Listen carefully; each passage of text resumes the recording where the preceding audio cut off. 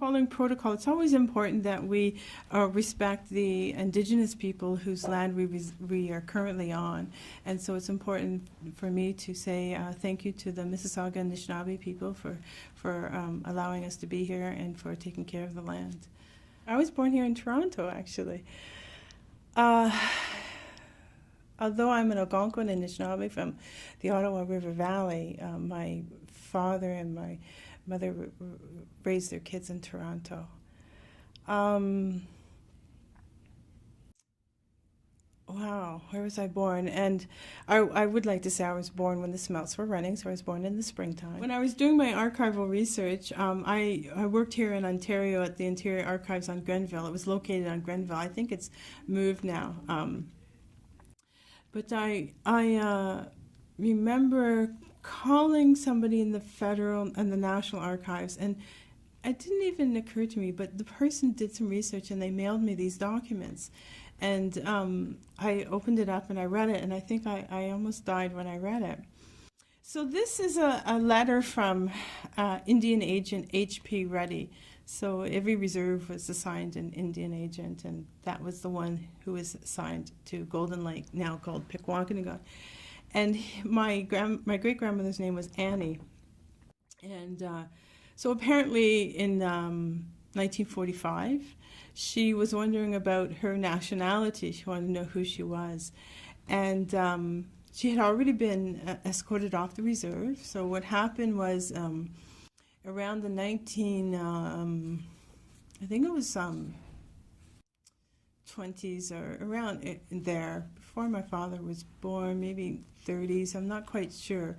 But her family, my grandmother and her parents, were escorted off the reserve community of Golden Lake because they were now deemed white people. And so she wanted to know who she was she counted as an Indian, what is her nationality. So she wrote the Indian agent a letter, and he responded on January 30th, 1945. So it's addressed to Miss Annie Gagne, and he says to her, "Dear Madam, I am in receipt of a copy of your letter recently sent to the Indian Affairs Branch, Ottawa, with regard to your status as an Indian. In reply, I wish to inform you that you are not an Indian as defined by the Indian Act. At the time of your marriage to Joseph Gagne, a white man, any rights you had as an Indian of the Golden Lake Band ceased, and you became a white woman. Yours very truly, H.P. Reddy, Indian agent." So I remember reading that letter, and I was floored by the language. The interesting thing is that where it says, at the time of your marriage to Joseph Gagne, a white man, well, in actual fact, this is Joseph Gagne right here. And his father was French, but his mother was Indigenous. So he was mixed, right? But that time, who you were followed the male line. Because the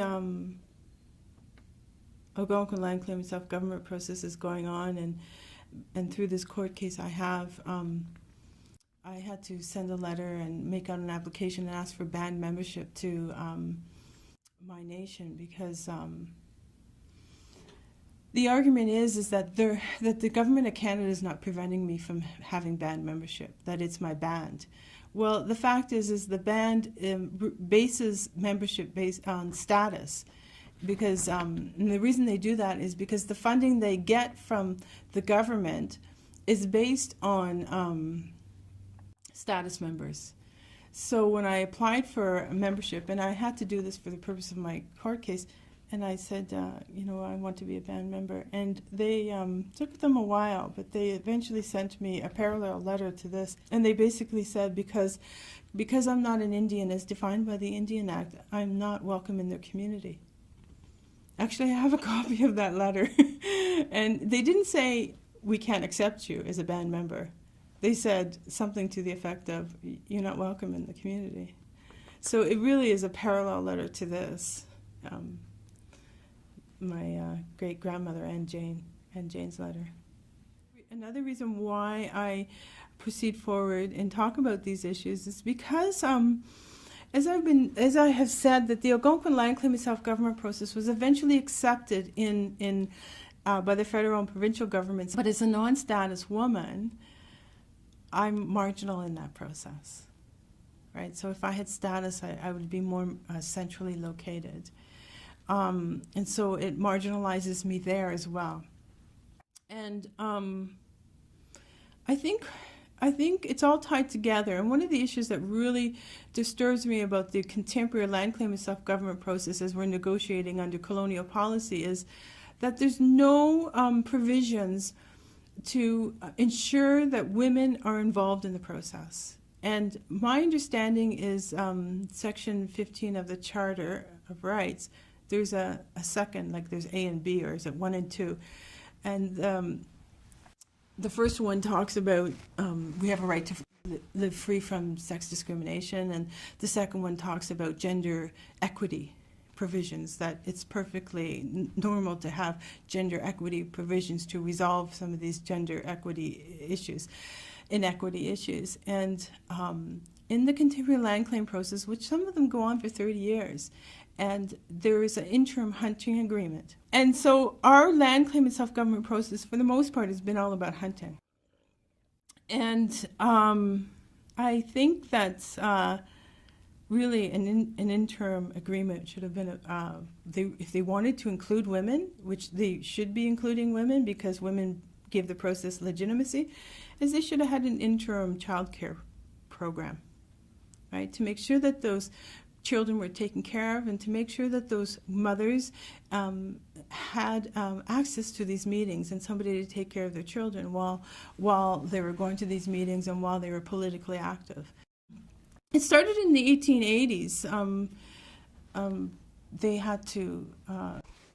just criminalized the culture. It's just phenomenal. It started with, I think, a few things like the potlatch and the Sundance, and eventually they just criminalized Indigenous culture. I think, from what I understand, Indigenous people were allowed to engage in culture activities on the reserve. The culture was criminalized, and that stayed a part of the Indian Act until 1951. And that's really quite devastating when you think about it. Because when you think about human rights and you think about what makes a human, what differentiates humans from trees and from rocks and the other animal beings is our dependence on culture. Culture is like, that's like the sum total of all the knowledge that your ancestors passed down to you. And culture, it doesn't just happen in a conscious sense. It happens in an embodied sense and in a practice sense. So when you're a young person and you're learning your culture, you're learning the practices of feasting, and you're learning the practices of prayer, and you're learning the practices of dance. And all cultures have that. And it's not until you get older and you become more conscious of who you are that you really move into that, okay, that's why I was learning all that culture. So you move more consciously into your identity, but the knowledge has been embodied since you were a child. So knowledge, a lot of people think knowledge is just the knowledge in one's consciousness, but it isn't. Actually, for Indigenous people, knowledge moves from the body to the consciousness versus the other way around. So what your body does, your heart feels, and your mind thinks, which is the opposite way of scientific reason or rationality. So I think when you think about prayer and the importance of prayer and the importance of song, they are really important medicine, right? Medicine is not just the plants and the drugs that we take. Praying and song and dance are medicine as well. So when you criminalize someone's ability to pray, you really undermine them as a human being. You really undermine them. Culture is really also what shapes and directs your emotions.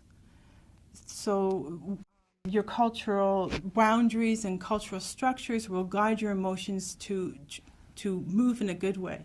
So when you're happy, you're sad, you always have those cultural teachings to guide you and your agency. So I think that to criminalize a person's culture is a human rights violation. Of course, it's a human rights violation, and it's a form of genocide. And there are long-term intergenerational effects to that genocide. Just because the people are alive doesn't mean genocide didn't occur. So your question was about culture and that process of criminalizing it. It was, they did take it out in 1951, but the effects are still there. And the propaganda of Indigenous culture is still there, right? Canada is still engaging in propaganda with our culture, which is a violation of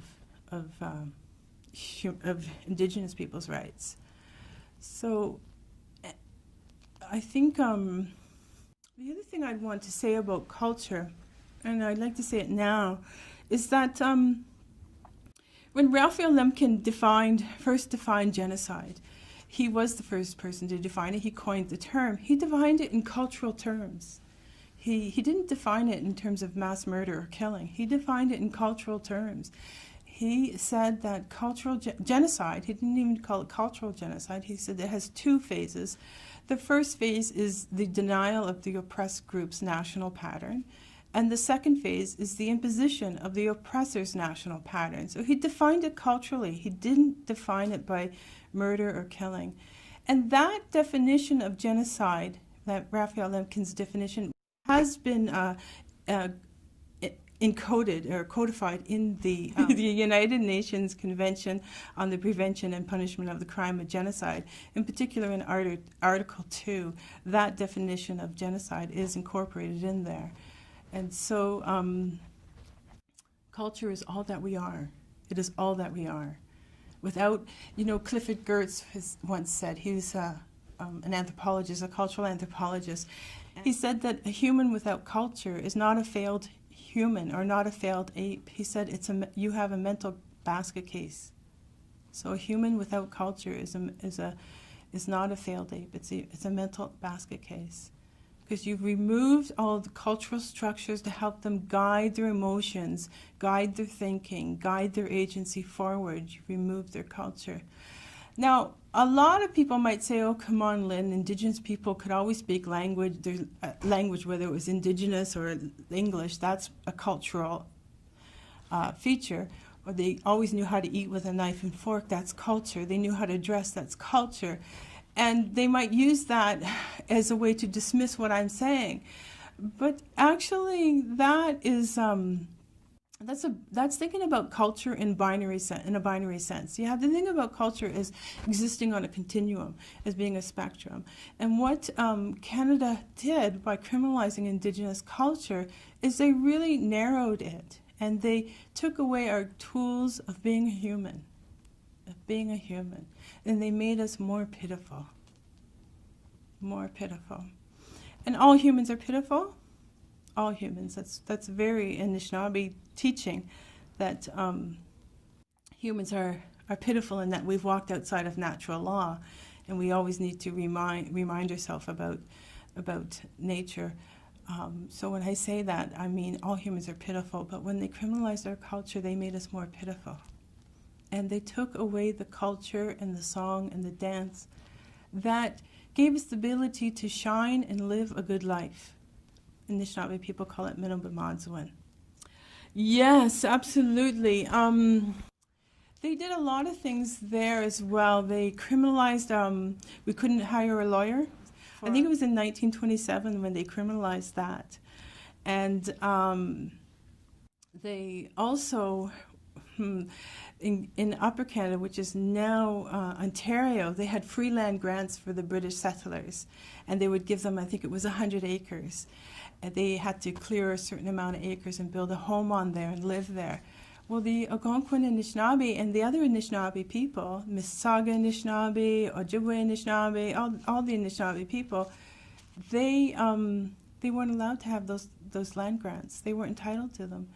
They were not entitled to the land grants. They were only for British settlers, for the settlers. And also, you had to settle the land. And we have a different relationship with the land. We moved with natural law. In the winter, we did this. In the summer, we did that. We moved with natural law. We tried to live in line with natural law as we could. And so, not only would they deny us the land grants, because we would move in the winter to go hunt, we wouldn't be on our land, so we would lose the land, and that, even if they did give it to us. But also, they weren't in the wage economy, so they started to tax land, and so if we didn't have the wages to pay the taxes, we lost the land. So, because we had a different economy, right? We did hunting and fishing and harvesting and trading. We weren't in the wage economy. So if we did get land, we would lose it that way. But also, sometimes we would petition for land as a community, to live as a community.